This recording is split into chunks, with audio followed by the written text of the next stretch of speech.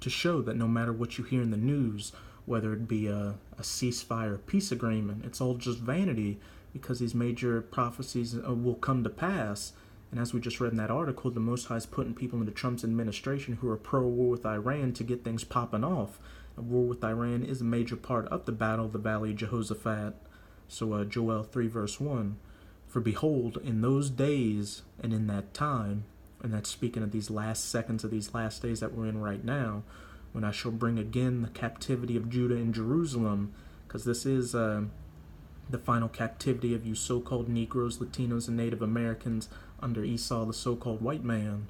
Verse 2, I will also gather all nations, the United States, Russia, Israel, Syria, Iran, China, European nations, NATO and such, and will bring them down into the valley of Jehoshaphat, which means Yahweh's Shabbat, or Yahweh's judgment. And I will plead with them there for my people and for my heritage, Israel, whom they have scattered among the nations, and parted my land. And you can go to Psalms chapter 83 to see about that. But every time during the past, when the Israelites went off from following the Most High, he would give us over to you other nations, and when we were weak, y'all would put us into captivity and rule over us. Though you other nations outside of Esau did allow us to remember that we were Israelites and acknowledge our power to some extent. But Esau, when you got your hands on us during your little season, beginning with the Renaissance, you just completely flipped the switch. You stole our identity, you stole our language, you started calling yourself the true Israelites, you gave us bywords such as so-called black, African American, Hispanic, Latino, Native Americans, niggers, spics, and tontos, and you put us into hardcore bondage, which you're about to pay for by going into your own bondage, which is going to be for 1,000 years, and then your eventual eradication afterwards.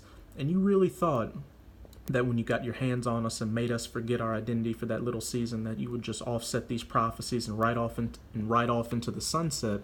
But as it says back in Habakkuk 2 verse 3, for the vision is yet for an appointed time, but at the end it shall speak and not lie. Though it tarry, wait for it, because it will surely come, it will not tarry. It was prophecy that the Israelites were going to come back into their come back into the knowledge of who they truly were, and that your rulership was going to end. So there's nothing you could have done about it, Esau. Though, as for being the most wicked person on the planet, you did your job to a T. Verse 3, and they have cast lots for my people, and have given a boy for an harlot, and sold a girl for wine, that they may drink. So again, slavery. So as you brothers can see, we're getting down to the wire, so just keep strong and keep pushing this word.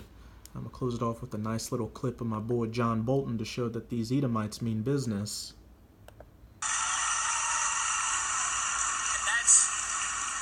And that's why before 2019, we here will celebrate in Tehran. Thank you very much.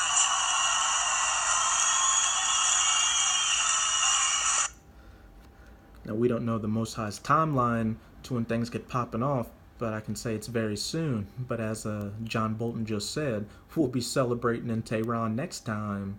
So, brothers, with that, I hope you were edified. Ababa Ball, Kwam Yasharala. Until next time, Shalom.